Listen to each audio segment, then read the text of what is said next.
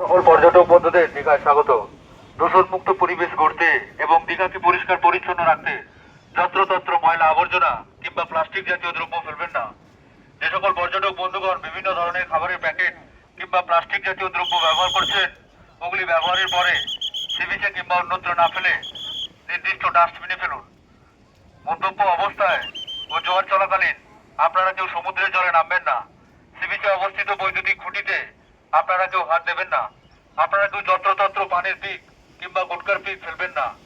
দোকানদারদের উদ্দেশ্যে জানানো হচ্ছে, আপনারা নিজেদের দোকানের চারিপাশে নিজেরা পরিষ্কার পরিচ্ছন্ন করে রাখুন এবং দোকানে অবশ্যই ডাস্টবিন ব্যবহার করুন।